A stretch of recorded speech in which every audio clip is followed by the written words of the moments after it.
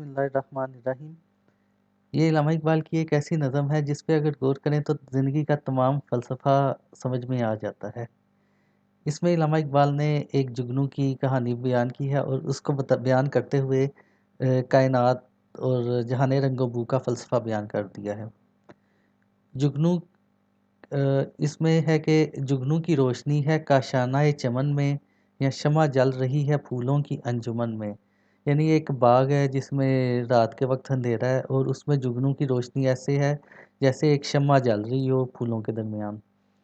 آیا ہے آسمان سے اڑ کر کوئی ستارہ، یا جہاں پڑ گئی ہے مہتاب کی کرن میں۔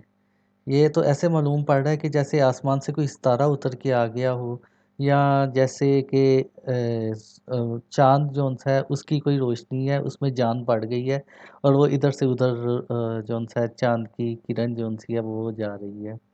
یا شب کی سلطنت میں دن کا سفیر آیا، غربت میں آ کے چمکا گمنام تھا وطن میں۔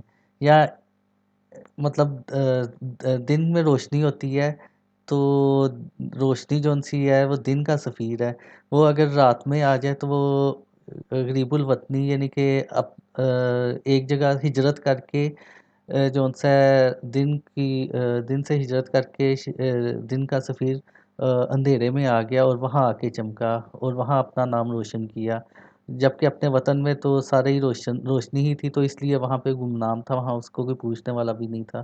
لیکن جب وہ اندھیرے میں چمکا تو اس کی مطلب چمک دمک سے سارا جہاں جگمگا اٹھا۔ تکما کوئی گرا ہے مہتاب کی قبا کا، ذرہ ہے یا نمایاں سورج کے پیراہن میں۔ یا کوئی چاند کا کوئی حصہ ٹوٹ کر گر گیا ہے، یا کوئی ذرہ سورج کا بہت ہی نمایاں وہ آ گیا ہے۔ حسن قدیم کی یہ پوشیدہ ایک جھلک تھی، لے آئی جس کو قدرت خلوت سے انجمن میں۔ یہ حسن قدیم کی ایک ایسی جھلک معلوم پڑتی ہے جس کو قدرت یا اللہ تعالیٰ اندھیرے سے نکال کر یا تنہائی سے نکال کر محفل میں لے آیا۔ چھوٹے سے چاند میں ہے ظلمت بھی روشنی بھی، نکلا کبھی گہن سے آیا کبھی گہن میں۔ یہ ایسا چھوٹا سا چاند معلوم پڑتا ہے جو کہ اندھیرے میں بھی ہوتا ہے اور کبھی روشنی دیتا ہے، یعنی اس کی جو روشنی ہے وہ آتی جاتی ہے تو وہ ظلمت اندھیرا بھی ہو جاتا ہے اور روشنی بھی ہو جاتی ہے۔ اور پروانہ ایک پتنگا جگنو بھی ایک پتنگا، پروانہ بھی ایک چھوٹا پتنگا ہوتا ہے اور جگنو بھی ایک پتنگا ہی ہے چھوٹا سا، لیکن وہ روشنی کا طالب، یہ روشنی کا سراپا۔ یہاں اصل فلسفہ بیان ہو رہا ہے کہ جو پروانہ ہے وہ روشنی کا اس کو طلب ہوتی ہے، وہ روشنی کے لیے جان تک قربان کر دیتا ہے، جبکہ جگنو جون سا ہے وہ سراپا روشنی ہے، یعنی اس کے اندر سے نور پھوٹ رہا ہے۔ ہر چیز کو جہاں میں قدرت نے دل بری دی، پروانے کو تپش دی جگنو کو روشنی دی۔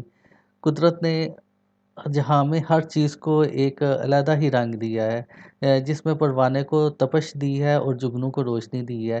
یعنی کہ پروانہ جو سا وہ روشنی پہ مرتا ہے جبکہ جگنو روشنی کرتا ہے، یعنی ہر چیز کا ایک اپنا ہی مزاج ہے۔ اور رنگین وہاں بنایا مرغانے بے زباں کو، گل کو زباں دے کر تعلیم خاموشی دی۔ اچھا، اس سے پہلے ہم اوپر والا شعر میں ایک اور اہم چیز ہے کہ ہر چیز کو جہاں میں قدرت نے دل بری دی، پروانے کو تپش دی جگنو کو روشنی دی۔ اس میں یہ ہے کہ جو ایک ہوتا ہے کہ جس طرح سے لیڈر ہوتا ہے وہ روشنی ہوتی ہے، وہ روشنی دکھاتا ہے، جگنو کو ایک لیڈر سے بھی تشبیہ دی جا سکتی ہے کہ جو روشنی دکھاتا ہے۔ اور جو لیڈر کے ساتھ جو لیڈر کے لیے جان بھی قربان کرنے والے ہوتے ہیں، وہ اس کے جون سے کہہ لیں کہ وفادار ترین لوگ جون سے ہوتے ہیں، وہ ان میں پروانے کی تپش ہوتی ہے، اور جگنو جون سا ہے وہ لیڈر ہوتا ہے اور وہ روشنی ہوتی ہے، وہ اس کا کام ہی روشنی ہے، وہ سراپا روشنی ہے، اور پروانے کا کام سراپا روشنی پہ جان چھڑکنا ہے۔ تو یہ دونوں کا اپنا اپنا کردار ہوتا ہے۔ رنگین ہوا بنایا مرغانے بے زباں کو، گل کو زباں دے کر تنیم خاموشی دی۔ تو جو مرغانے بے زباں کو مطلب زبان دے کر اور جو پھول ہیں ان کو تنیم خاموشی، یعنی کہ جو مرغ ہیں ان کی ایک اپنی زبان ہے، وہ بولتے ہیں تو اس کے جو پھول ہیں وہ خاموشی کی زبان بولتے ہیں۔ اور نظارہ شفق کو نظارہ شفق کی خوبی زوال میں تھی، چمکا کے اس پری کو تھوڑی سی زندگی دی۔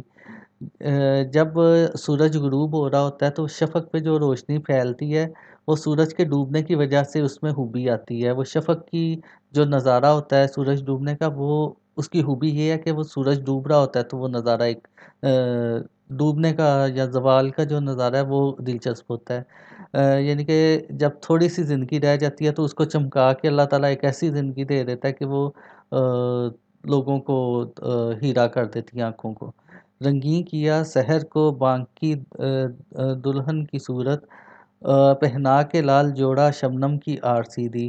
اور جو سورج نکلنے کا سحر کا وقت ہوتا ہے وہ اتنا خوبصورت بنا دیا کہ جس طرح سے ایک دلہن سے تشبیہ دی ہے کہ ایک نئی نویلی دلہن کی طرح لال جوڑا پہن کے اور شبنم کی آرس یعنی شبنم کے اوپر اس پہ کہہ لیں سجاوٹ، تو ایک نئی نویلی دلہن کی طرح سحر ہوتی ہے۔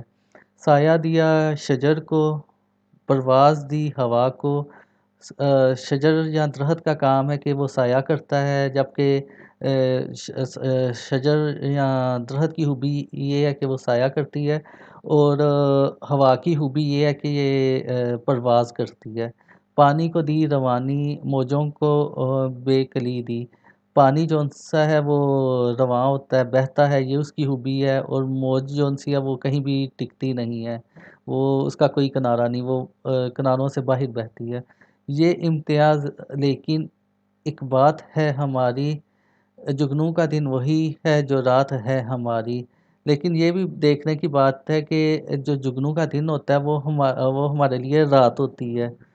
تو اس میں یہ بھی دیکھنا ہے کہ ہر ایک کا اپنا ایک امتیاز ہوتا ہے، کسی کے لیے کوئی دن ہے تو وہ کسی کے لیے رات ہے۔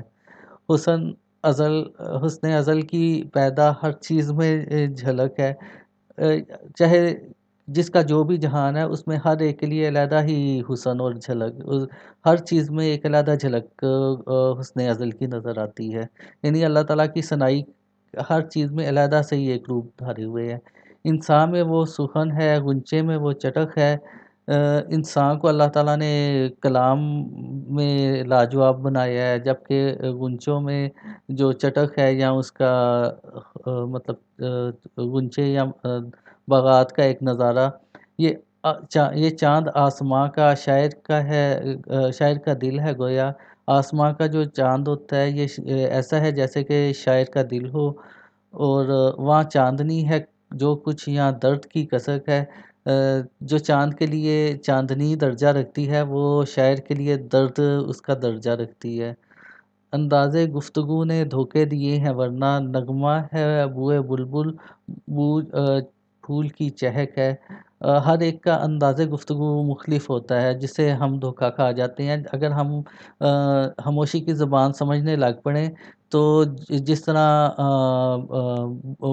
بلبل جون سی ہے وہ چہچہاتی ہے تو وہ اس کی نوا جون سی ہے یا اس کا چہچہانا وہ اس کا نغمہ ہے، اسی طرح پھول کی جو خوشبو ہے وہ اس کا بولنے کا انداز ہے۔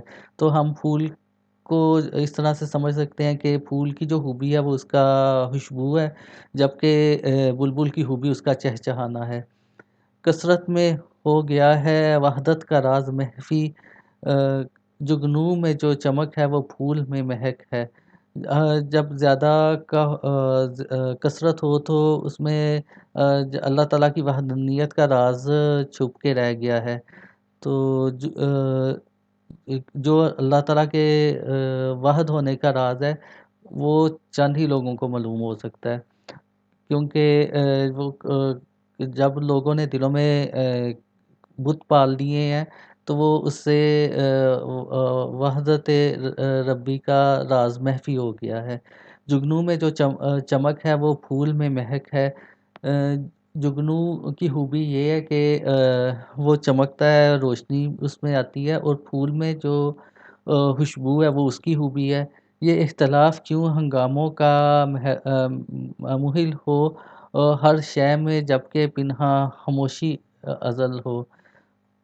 یعنی کہ یہ جب ہنگاموں کا یہ اختلاف ہے تو اس میں جو ہنگامے یا کہتے ہیں کہ یہ اتنا مختلف چیزیں کیوں ہیں، تو اس میں اس کی وجہ یہ ہے کہ ہر چیز کو اگر ہم خاموشی کی زبان سمجھنا شروع ہو جائیں، جو ہر چیز کی خوبی کو ہم سمجھنا شروع ہو جائیں تو اختلاف دنیا میں کم ہو جائیں گے۔